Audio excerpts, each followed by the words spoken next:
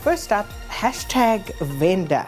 Now, this had to do with an employee of Power FM. And yesterday, the hashtag that it was going under was Sfiso Hlope, I think it is. Hashtag Sfiso Hlope must fall.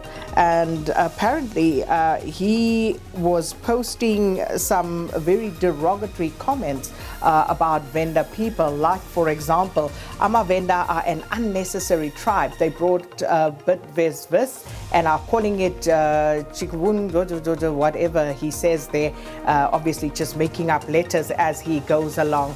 And from there, it stemmed, and created a thread.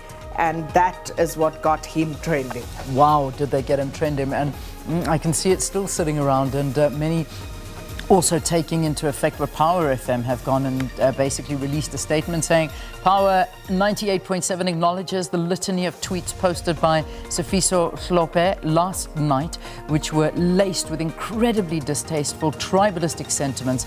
Our founding values and conduct are centered on the respect, restoration and promotion of human dignity, rejecting any hateful postures that re-traumatize our collective memory of segregation, which indicate divisiveness and hate. So, Mr. Hlope is an employee of MSG Sales, our sister company, which has started a disciplinary process with him with the seriousness and urgency that the matter deserves. Again, Power FM remains committed to promote and embody human-centric values deeply driven by social cohesion and inclusion. So that's the response from Power FM, but the response from the rest of South Africa was quite something. So hence, vendor and the Sfiso Hlope must fall trend quite high up there.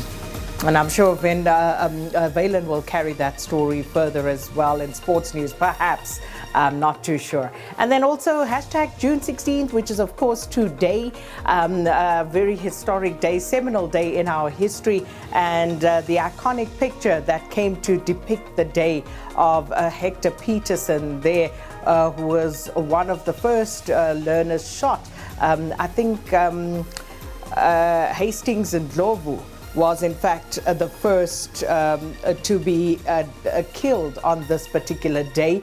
But that iconic picture of Hector Peterson, his sister Antoinette there, and on the left, and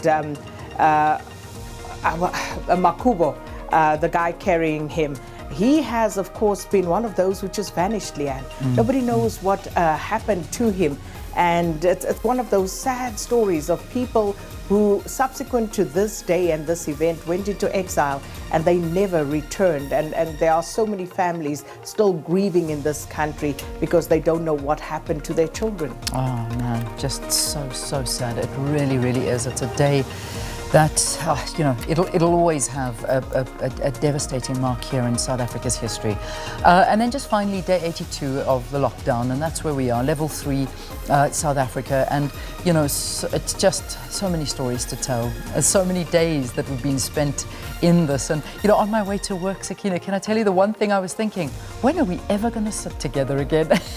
Isn't it amazing? Do you know that I didn't even know you were wearing black today? I'm wearing black, you're wearing black. I didn't even know that, because we sit in two different booths in the makeup room, don't necessarily arrive at the same time, and the next time I see you is on air. So yeah, I mean that's what lockdown has done. So maybe one day we shall sit next to one another again. Yeah, I must say on my part it was a conscious decision to wear black today.